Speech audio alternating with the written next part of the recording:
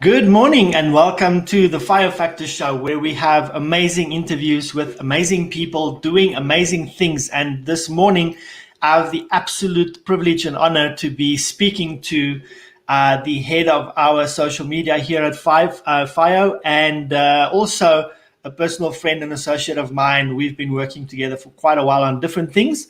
Today, we're going to focus on her journey as a blogger, and we're going to expand from that. Good morning, Laura. How are you doing? I'm good.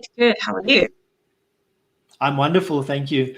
Laura, so let's set it up. I wanna dig a little bit. I want to start the first part of the show with your blogging journey, and I want to talk about that. But let's just, I think, to not tell too much of the story, just give us your origin story.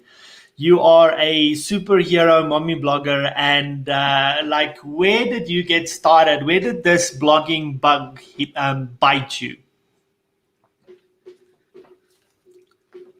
It's right. Writing's always been something that I've wanted to do. And then about 14 years ago, I got divorced. And I ended up moving back home with my parents, and I had 2 kids at the time. And blogging was very new then. But somehow I just stumbled across it on the internet and ended up starting a little space on the internet called Harassed Mom.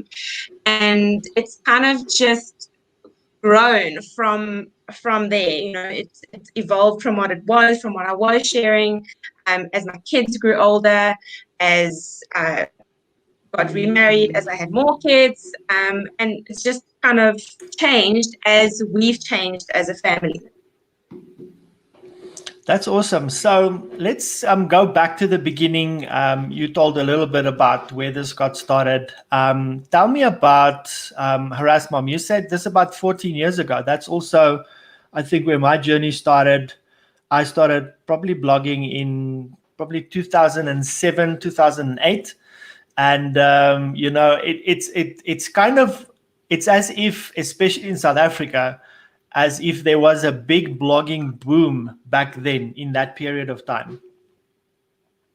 Yeah, for sure. So when I started, the community was super, super small, and we were quite tight originally.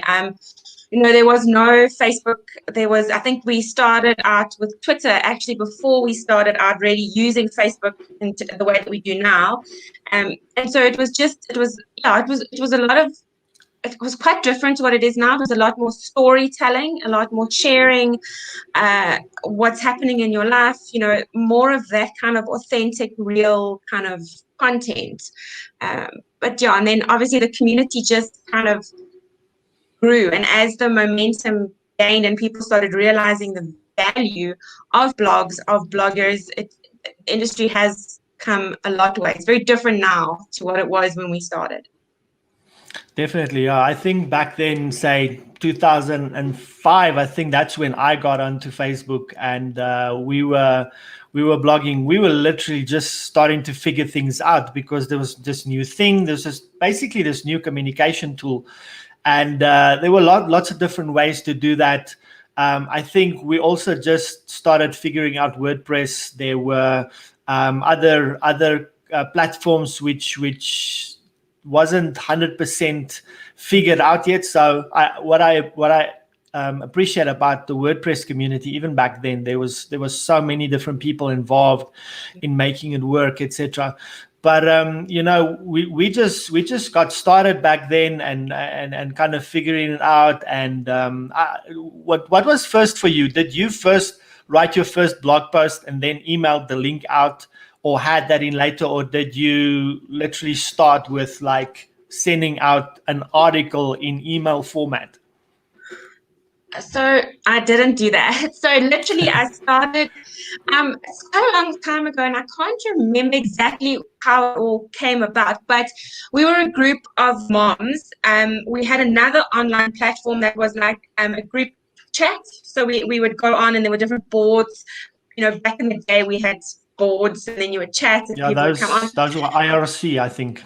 Yeah, and so we had that community, and then the blog sort of started, and then I was literally just sharing it with that community. And then blogging in the US already back then was already up and running. So I kind of connected with a US-based audience, and there was a lot of reciprocation. So back in the day, there was a lot more of this, we're doing this to help each other. So basically what happened is I would write a blog post, the mommy community that I had built up, and that was it really. I can't remember what it was called, but Google had that platform where you put blogs, you put blogs in your reader. I think it was Google Reader.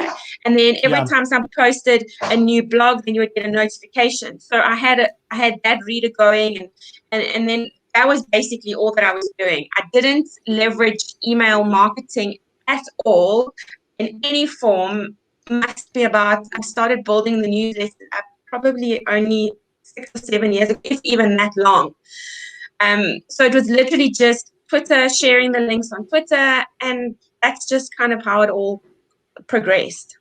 Yeah, I think these are quite fun memories for me. I think my first kind of attempt at an article, it was an email that I wrote, and I'm in the ministry space, so it was always geared towards that audience.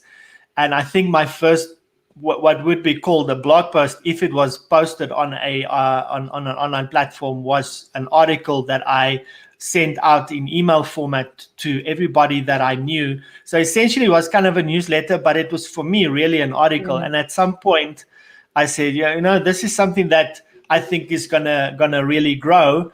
And then I investigated in getting it online. Before I started blogging on WordPress, I think I got involved with, back then it was called Blogs24. So I was writing on that platform for a while. It did pretty well considering it was so small, but we got to admit the competition was not as fierce and as much as it was back then. And so we put it up there, and that eventually went into, it was called Letter Dash, and that eventually dissipated. But I think that was a good schooling ground for getting started, is going on a platform where, kind of like Medium today, where there is an existing community, they have internal promotion happening, and you just want to kind of cut your teeth.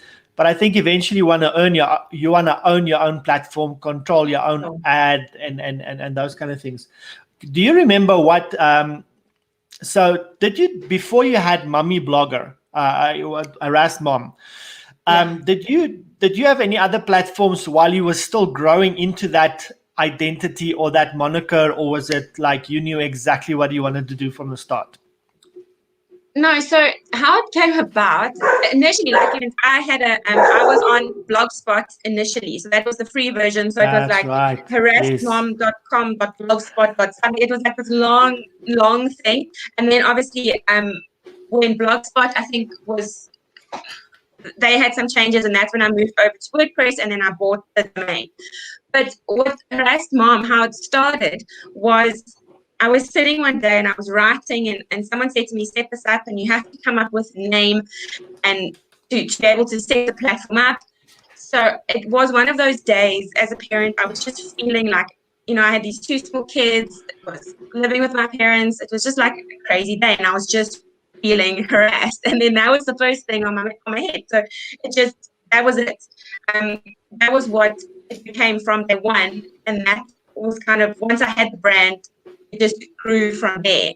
And while I might not necessarily be harassed every single day, I think it is something that parents identify with. So it's just kind of stuck, and I'll go to events, and then the brand kind of refers to me like that, because that's just how it's grown and evolved. Awesome. Do you remember your very first article? I don't, and I don't want to go back and have a look, because when I started writing, there was no intention of anybody actually necessarily reading it. It started writing as an outlet for me, and then it sort of quickly moved on. I was going through my divorce online for parents who are getting divorced. So then a lot of the content became around that. But the writing was so bad because I was just writing. There was no checking. I had no experience as a writer. It was just something I was doing as like a There was no diary, like you write. Grammarly. It wasn't important. It was literally just me sitting down and letting words flow. And sometimes when I have gone back and I have read stuff, this is very bad. But that said, we're going through a bit of an SEO audit now, and I don't have the heart to actually remove those older posts. I kind of feel like, it's part of the journey. It shows not only how I've evolved as Where a you came writer, from, but it shows how our family has changed. So they're there. And I mean, the thing is, the internet's the internet. Even if I take them down, they're still there somewhere. So it is what it is. Have you ever thought of the possibility of Harassed Mom becoming a book? Because you could literally go and push a button and your articles can be put into a document, and you can just obviously go and clean that up. That would be an exciting book to read. So I think about it all the time. And there has been, I've started it, and I've started kind of the outline, and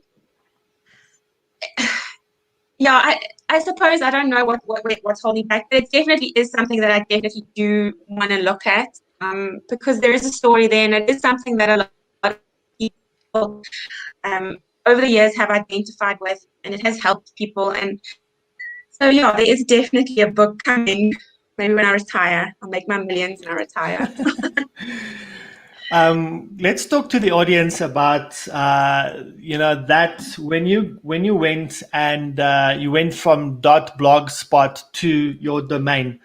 Talk to us about that, buying that domain, especially. Look, when you buy a domain at the beginning and it's still unknown, and then you start developing the brand, etc., you can still buy it for $16 or $14. But if it starts being something that's sought after in terms of a keyword, it can become very expensive. So today, looking back, would you tell the audience that, listen, to buy and own your own domain is an investment in your business? For sure. So one of the things I tell my clients specifically is, before we even going to look at your social media, we need to set up a website. If you don't have a website, you need to have a website. And then obviously with that website, you need to have your domain, and you need to buy it. You need to not, there's a lot of free platforms now that you can still set up a website and it's free, but that ultimately doesn't belong to you. Whereas if you buy your domain, it's yours. It's like your little house sitting on the internet. It's your real estate. You own it. Nobody can do anything with it. So it definitely is, and I have some friends who every time they think of a business idea, they buy the domain as quickly as they can. Even if the business doesn't come to anything, they know the importance of having that. And the quicker that you buy it, the better, because obviously, ideas are not all ideas are necessarily original. So someone might have come up with that, and they might have already bought that domain. So the quicker you can get it, the better. So I think, maybe the name, I wouldn't have maybe changed it somewhere along the line, but it was definitely one of the best investments I made for the brand, to have its own space.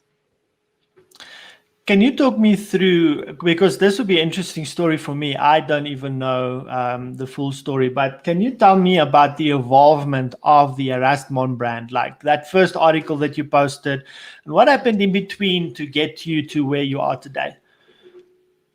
So it started out, like I mentioned, sharing a lot about my divorce journey, being a single mom, a lot of going through maintenance court, those challenges, actual getting divorced, because it was a drawn-out process that took quite a few years.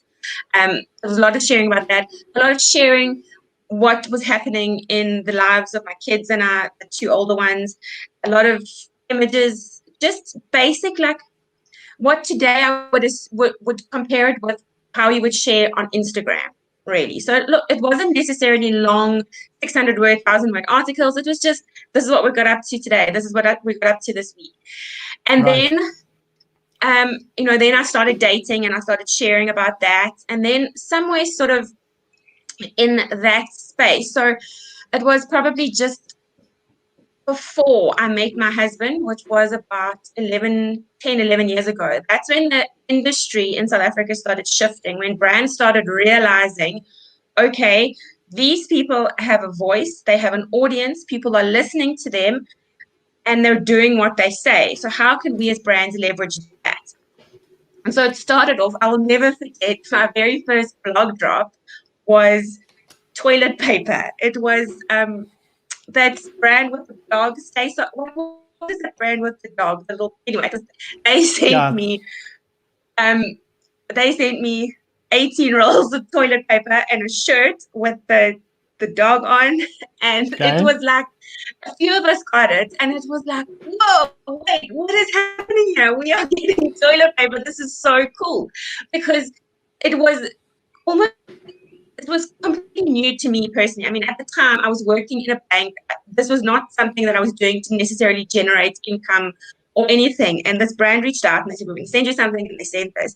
And from there, it kind of just started growing with more brands sharing more product with us, with brands saying, please, could you write an article and we will compensate you for that.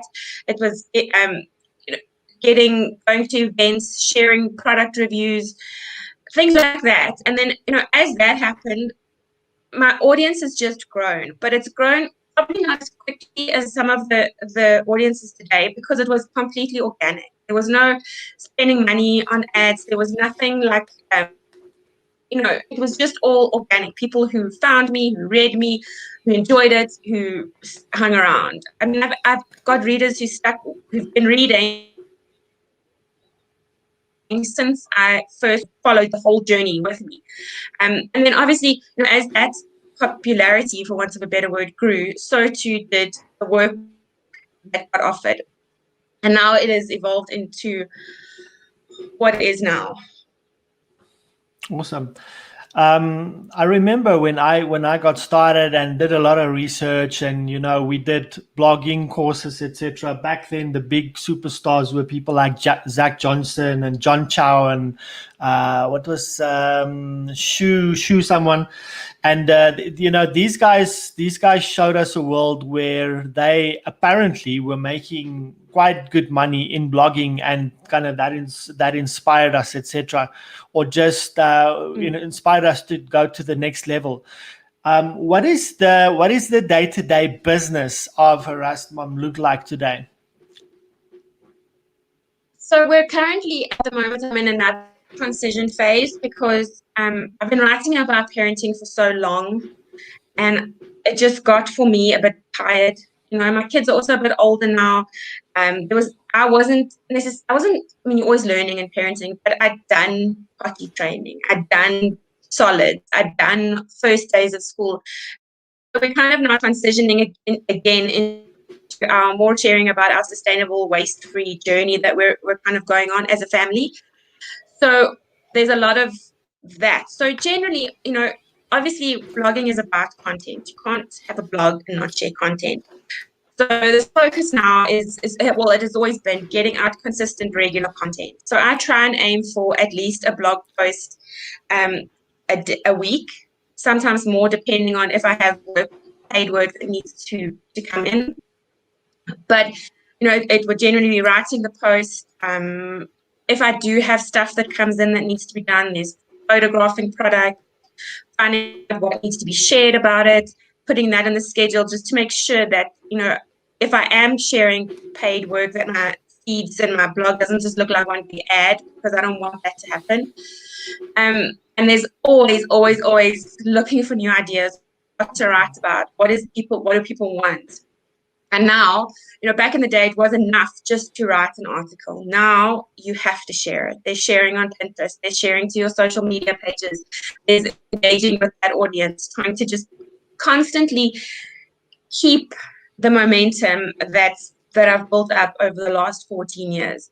So it does take, because it's so much a part of my daily life now. It's not something that I necessarily think of as work. It's not necessarily something that I even would put in my calendar as, I have to do this today, I have to do that today for Harassed Mom. It's just, it happens. But it does take up quite a lot of time to keep the wheels moving. So I don't know about you, but for me to write, have a proper article go out takes quite a bit of time. And you talked about that a little bit. Can you share with the audience and with me what is your process? How long does it take you to? Because an article is not just about the actual writing. There's a lot more involved in that. So from, say, conception to a successful article, what is involved in that in your world? So to be perfectly honest with you, up until very recently, I was writing what I wanted to write about what I wanted to write and not really focusing too much on keywords and that kind of stuff. But, obviously now with the change and learning more and things like that, it has now become a bit more of a focus. So currently what happens is I will spend time brainstorming ideas, searching Google. What are other people writing about? What are people asking? What questions are they asking? What do they want to know? What are they looking for? I'll ask my audience. I'll see, if I've done an Instagram post on something and there's a lot of engagement, then that is a great entry into writing a blog post because it's clearly something that people want to know more about. So I have a notebook and I have a running list of topics that I want to write about. And then it's to sit down and think, okay, which one of those is going to work now? Like, for example, now Valentine's Day is coming up. So I wrote a post about sustainable Valentine's Day gifts. So it's not just, it's got a lot more structure now than it did. It's not just sitting down and writing something. But in terms of actually writing, for me, that is the best process. And it doesn't take me as long as I think it takes other people. I can sit down and write a 600-word article, 700 words in under an hour. But that said, it's the putting the whole package together that takes time, because then you've got to make sure that you've got images and you've got to make sure that the images are the right size and that the images match. And if I've taken the images, they have to be edited and they have to, I have to take them. So while the writing part is quick, putting together a blog post is so much more than just actually writing. The writing is actually the easy part. That's right. A big component of a successful blog is your distribution of that. So let's say, obviously you mentioned that, listen, we're going to post it and share it on Facebook, on Instagram, etc. But there's also distribution channels that exist for blogs. Are you part of any blogging networks or blogging distribution networks? I'm on a few Facebook groups that are specifically aimed at mommy bloggers. To share, and I share. They're not it's not consistent. It's if I have a blog post that I feel that I really like to gain momentum on, because obviously today there's certain blog posts that are going to get feeds, and there's other ones that are just they're there because you love writing that post. So then those ones I'll focus on sharing. Good.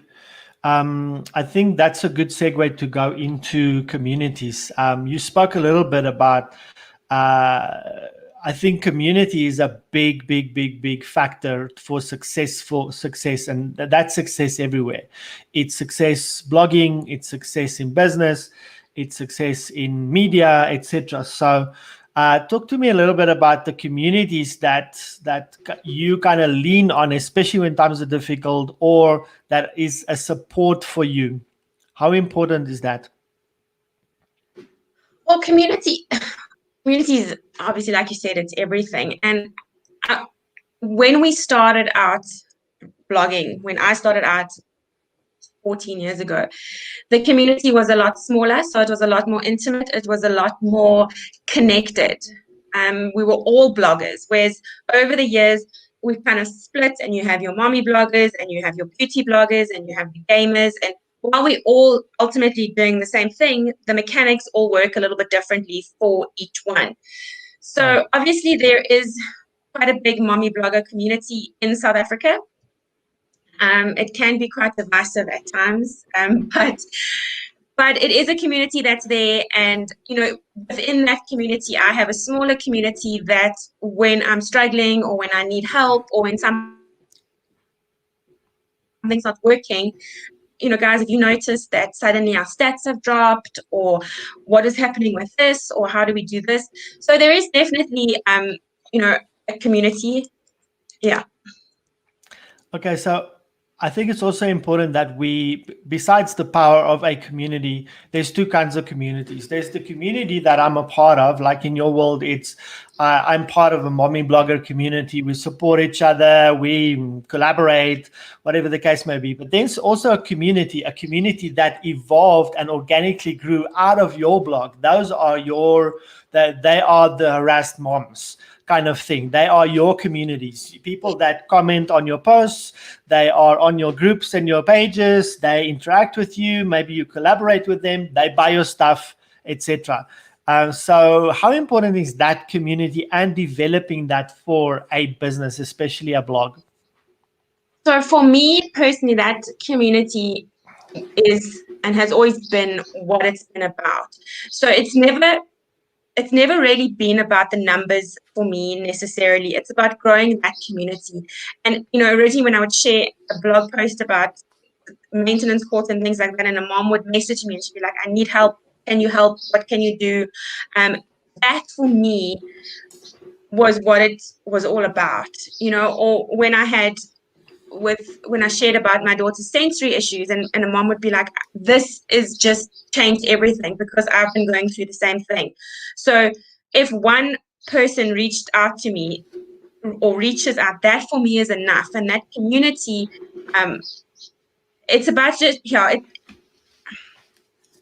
it's something that I hold quite close to me, because you initially I didn't realize the impact that I was having on people around me.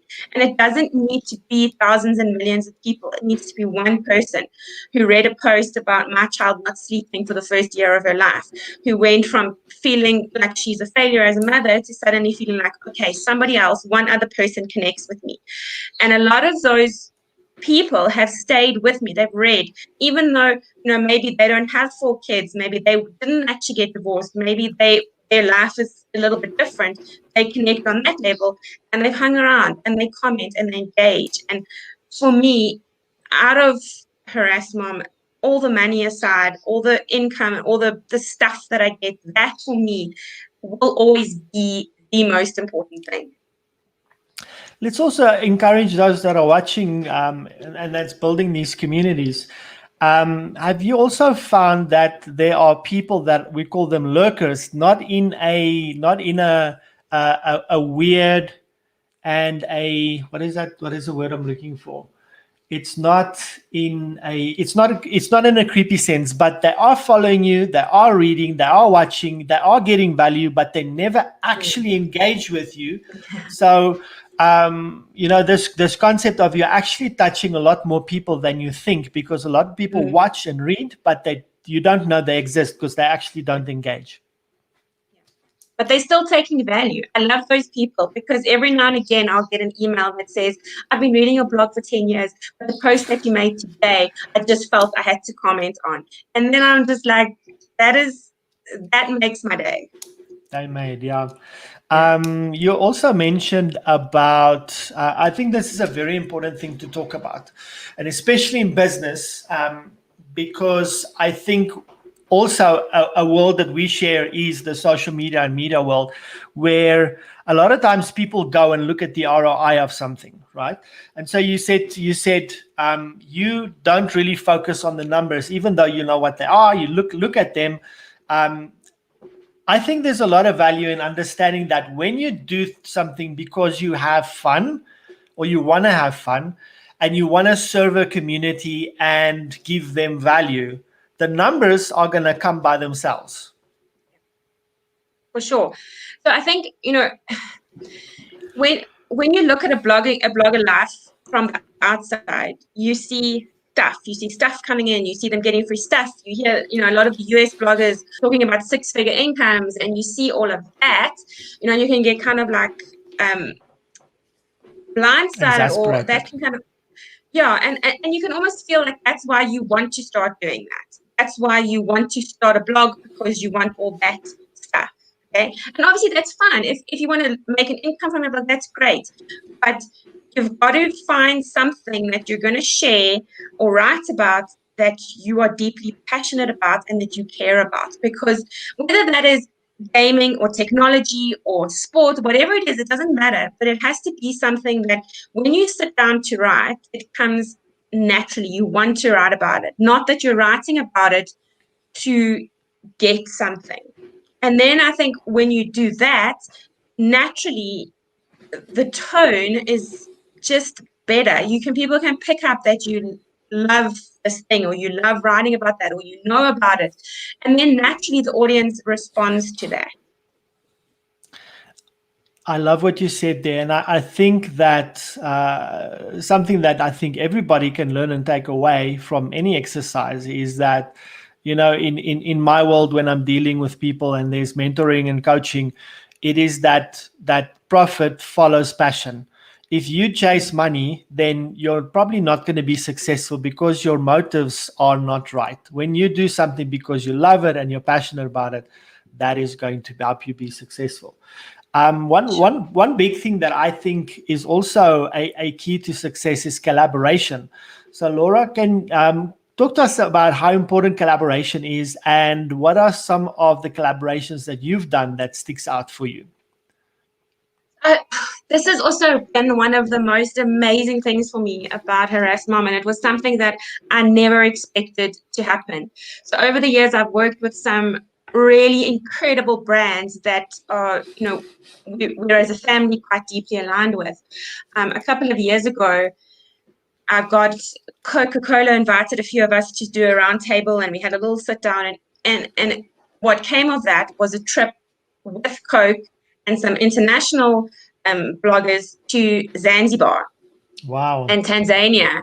And it was visiting one of their projects that they do where they empower women who are part of the Coke chain. But, not to go into too much detail, but it was an incredible experience because, first of all, Tanzania and Zanzibar are one of my favorite places in the world. So to be able to go there and experience, we went so rural. I mean, we were in a car for like 2 hours into rural Tanzania, into this little village that didn't have power, didn't have running water. It was an incredible, incredible experience. And then obviously to meet up with the Coke people from America, there was bloggers from the UK, there was a blogger from Mexico. It was an incredible experience to be a part of. But the smaller ones along the way are just as meaningful as the bigger ones, I think. Okay. Talking about collaborations, one thing that's a big thing in the blogging community, other communities as well, but especially blogging communities that people might not necessarily know of, are meetups. So how exciting are meetups? How often do you do them? How important is that for your sanity as a blogger and a mom? So, interesting fact, my husband and I actually met at a Twitter almost 11 years ago. So they're hugely important in my life. But I was also for a long time a part of, the blog is still running. It's called SA Mom Blogs. And it was set up specifically to create the mommy blogger community in South Africa. And we ran for about 4 or 5 years, we ran regular meetups. So every quarter almost, we had these meetups. We would get speakers in, we would get sponsors.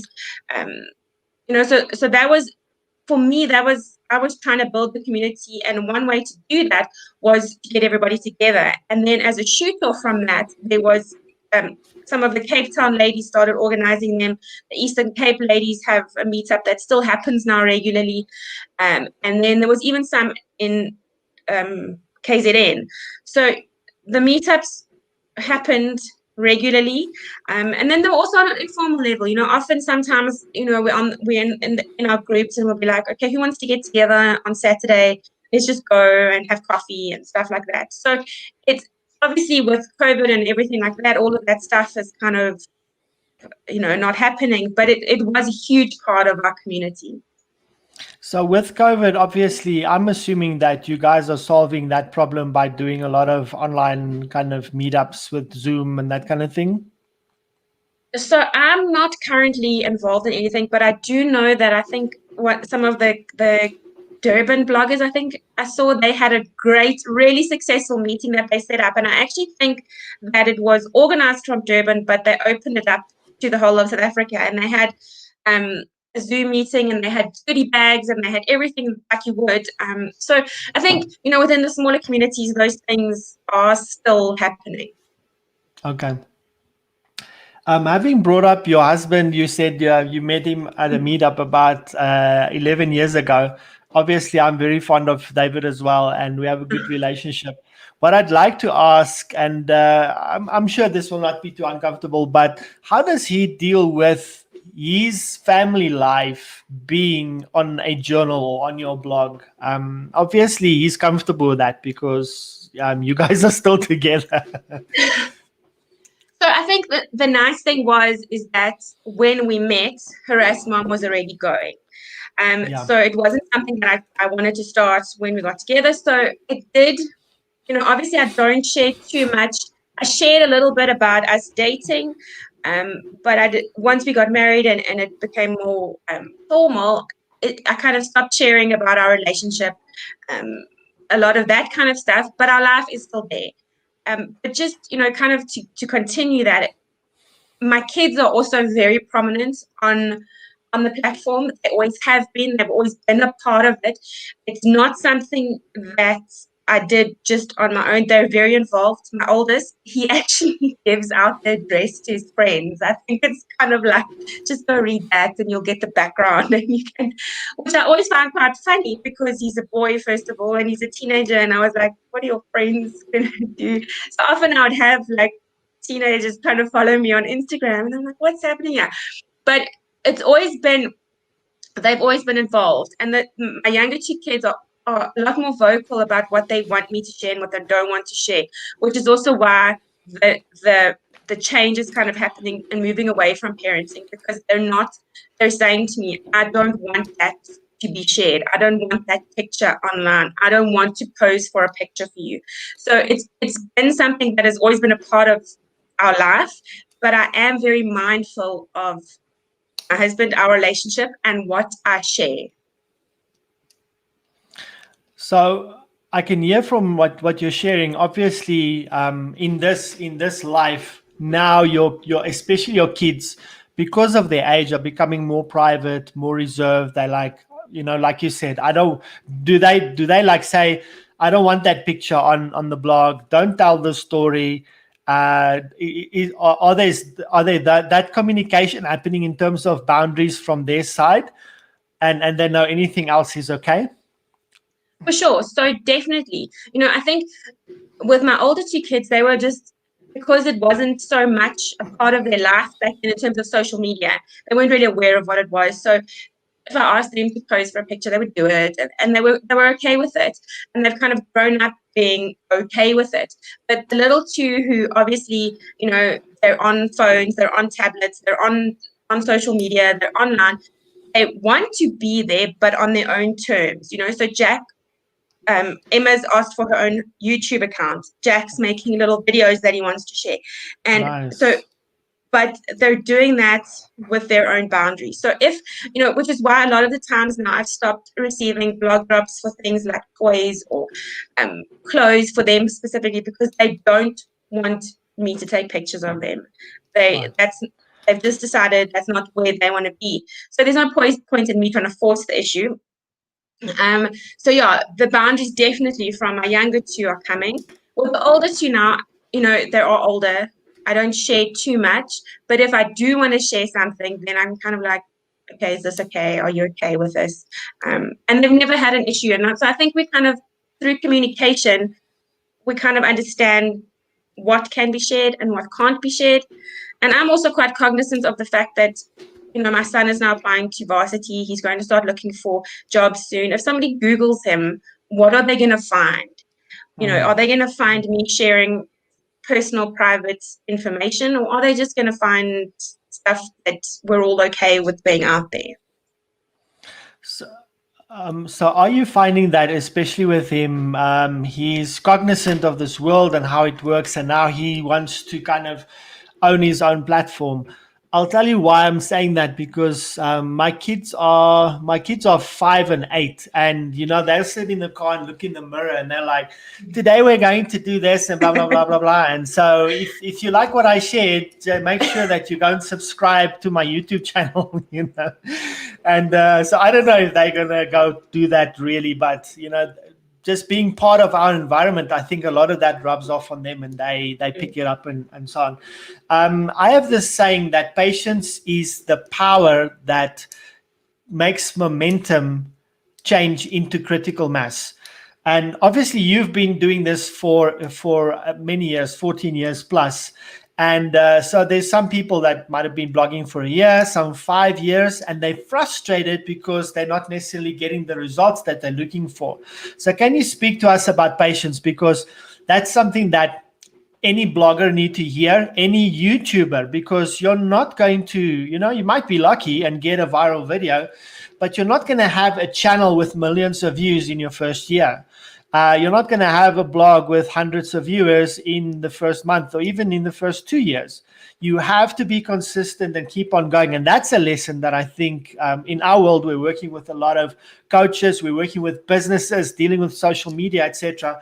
And that's something that people don't understand. You have to build a brand over time. It's not something that, wow, I'm going to now have this popularity and get lots of business, etc. It's a strategy that has to be part of a bigger strategy for my business. Yeah, so for sure.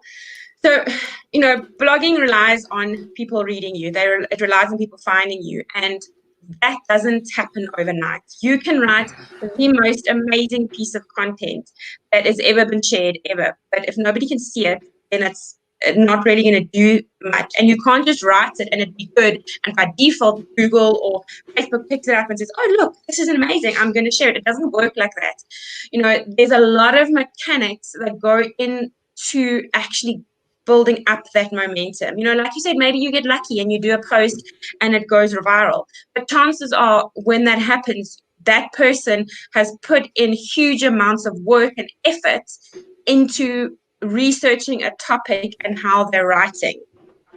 So I think, if you want to start a blog for your business, which every business definitely should have, you have to understand that you can't write a blog post or get someone else to write a blog post and wake up tomorrow and have 50,000 comments and everybody's sharing it and everybody's loving it. It is going to take time. And if you're starting up a blog for the sake of having a blog and you want to generate income from that, that is awesome. And I think everybody could have a blog and everybody's got something to share and everybody could make money from it. But it's going to take time, because like with anything, you have to build up that audience. You have to build that trust up. You have to say, okay, well, who are you? People have to think, okay, who is this person? Why must I read them? There's millions of blogs out there. Why must I read you? So I think, we live in a world where a lot of times we want that instant gratification. We want to have an Instagram account and then tomorrow we have 5 million followers. It doesn't work like that. And I've always been of the opinion, and I push this home with my clients as well, that organic growth might be slow. But if you grow organically, you're growing the people that you want, the people that are going to buy your product or your service or read or whatever you need from them. They're going to do that. If you're putting masses and masses of money behind it, you might get those numbers. But are those numbers of value to you and your business? And authentic, yeah. Okay, I think this is a good part to segue into. Tell us about your role at Fio and what does that day-to-day look like if we take Mommy Blogger away and now we're working with, obviously, having talked about that, blogging experience is and helping companies develop blogs for their platforms, etc. is where you can give a lot of value. But you're also the social media lead at Fio. Talk to us a little bit about your role, maybe introducing it, like how did you get involved with Fio and what do you do in the operations today? So I got involved with Fio last year, June or July, I think. One of our colleagues, well, we're all in the BNI group together, and one of our colleagues introduced me to AJ, and then he said, we're looking, AJ's got this company, and he's looking for someone to come onto the team and social media. So I was like, okay, cool, well, let's go chat, and that was and we had a chat. Mark was on the call, and we kind of like, they were like, this is what we want. This is what we'll give you in terms of a team and growth. And I was like, okay, that sounds pretty awesome, because, and the main reason was I'd been working on my own. So I'd started up my little company almost 5 years ago on my own, doing social media marketing, content creation, and it was fine. It was growing, it was doing really well, but it was just me. And then obviously with the added stress and isolation of COVID, it became me and my kids and my husband 24/7. And I was like, okay, So when we had the chat, and there was like, okay, well, you have a team now, a team of people that you meet with and you're part of. And I was like, okay, that's pretty cool, because I haven't had that. And while I didn't think I missed it, now that I have the team, I realized that I did, because sometimes you have an idea, but you're not sure where it's going. Is it actually going to be anything? Now you can kind of, brainstorm with someone, you can ask for an opinion. And then it obviously opened me up to being able to offer my clients more in terms of what I was offering them. Because initially it was literally just, I do content creation for your social media pages. Now I can have someone that I trust and I can rely on to create a website. I have someone who can create video. I have someone who can do graphic design. I have somebody who can do, the more intense copywriting. I have someone who can even build a whole marketing strategy for them, which allows me then to help the clients more than what I was. So that's kind of how I made the decision to join the Fio team. And then within the team, my role is to take charge of any social media management that gets done. So that's from setting a strategy for a client for their social media marketing. It's setting up the pages. It's setting up the content calendars, creating the content, posting the content that needs to go up, and then managing what happens after the content is up. All right. Can you share with us some, for anything that you can disclose, any of the exciting projects that you're working on now? You don't necessarily have to name companies, but what does those campaigns and those kind of projects look like at the moment?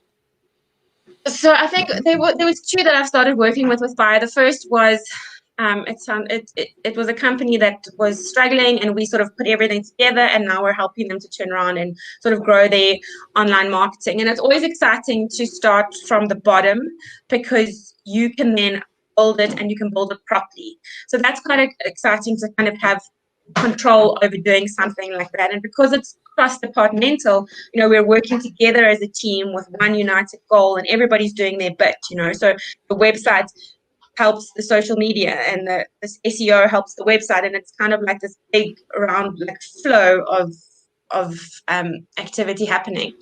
And then the second one, probably, which in my whole career is probably the biggest one that I've worked on. It's the launch of a product that's launching in South Africa soon. And they're an international company. They're launching their product here in South Africa now. And it's also, again, managing cross-departmental challenges. It's trying to put the whole strategy together and deal with a product that is coming in with quite a large budget.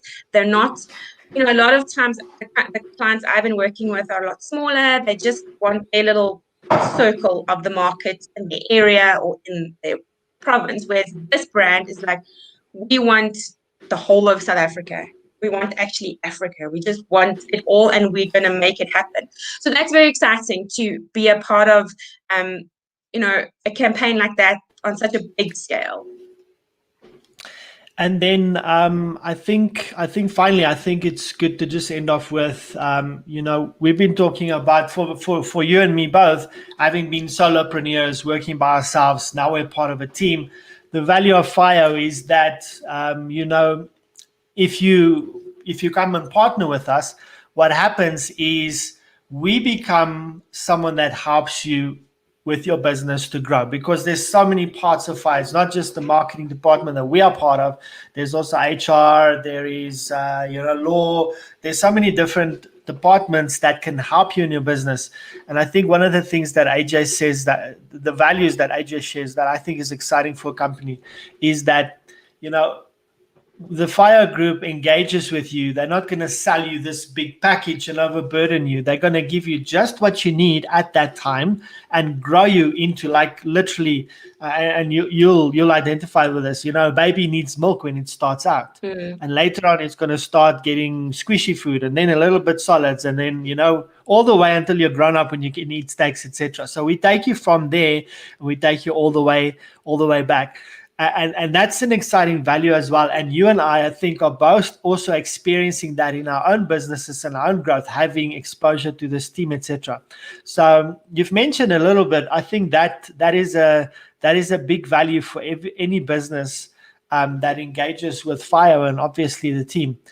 As we end off, Laura, if you had the ears of 5,000 people and you wanted to share anything with them, what would that be?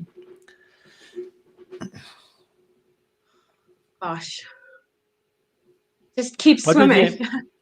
Just keep swimming. I think, and it's kind of what I'm hoping that I'm imparting with my kids, but it's just, you've got to keep moving forward. You've got to keep every day, even if it's just a small step, you got to just keep moving forward. And you won't, before you realize it. I mean, if I look back over Harass Mom from where it was to where it is, it happened slowly, but it was such a long and big and incredible journey. And even in my business, when I started out, the reason I started it was for survival. And it's kind of just, even on the hardest days when you do just one thing to move forward, it is where it is now, where I'm working with an international client with a team of amazing people. So I think if there was a lesson or a value that I could share with people, it's just remember to keep moving. Okay. Can you just share with me, what are you looking forward to this year? What is kind of your expectations of 2021? Gosh, I don't know. I think you asked this question, I think, on your Facebook earlier on in the year, and I think the answer that I put was growth, I think, or something. And I think, it's just to just be in a better place than I was at the beginning of the year. So that doesn't necessarily mean to transform everything over the next month. It just means that there's a few more clients, or there's a little bit more money, or there's a little bit more this, or there's just something that's grown me a little bit, or I've done a different course or something. I think that would be the goal for me for the year. Okay, and if someone, I'm trying to set something up. If any company realizes, listen, I need to start marketing or intensifying my marketing, what are the 3 things that you think they need to do? Well, they need a website, first of all. They need to make sure that their website is optimized. And that doesn't necessarily mean that they need to do a massive SEO audit and overhaul. It means simple things. Is it mobile responsive? Does it open quickly? Are your contact details there? So it's just taking your website, first of all, and making sure that that is optimized. And then making sure you understand what you want to achieve. What is your goal with your marketing? Do you want more sales? Do you want brand awareness? What do you want? So you can't, we obviously can help with that, but a client needs to have an understanding of what it is they want to achieve with their marketing. So yeah, it would be a website, a plan or a goal. And I don't know what the third thing would be. The third thing would be you need fire on your side. Okay, thank you so much, Laura. I just want to get something plugged in here. Let's see if this works. This is a message from Laura. Hey, Mr. Grumpy Gills. When life gets you down, you know what you gotta do? I don't want to know what you gotta do. Just keep swimming, just keep swimming, just keep swimming, swimming, swimming. What do? We swim, swim. Dory, no singing.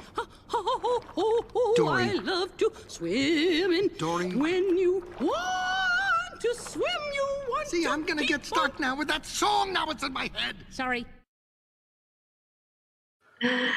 That's great. Awesome. So that's Valuable, Laura's message. valuable life lesson. That's Laura's message to you as a business. When you're watching this, if you have any questions for Laura or anything we spoke about after this broadcast, please put it in the comments below on Facebook or YouTube. We'd be glad to answer you. In fact, Laura is the one that watches these platforms all the time, so she'll be able to answer you almost immediately. So Laura, thank you so much. It was an honor. I had a lot of fun, and I think it was an exciting interview for me to do. Thank you for your time, and I'm looking forward to our journey together in the future. Thank you. It was such a pleasure. Awesome.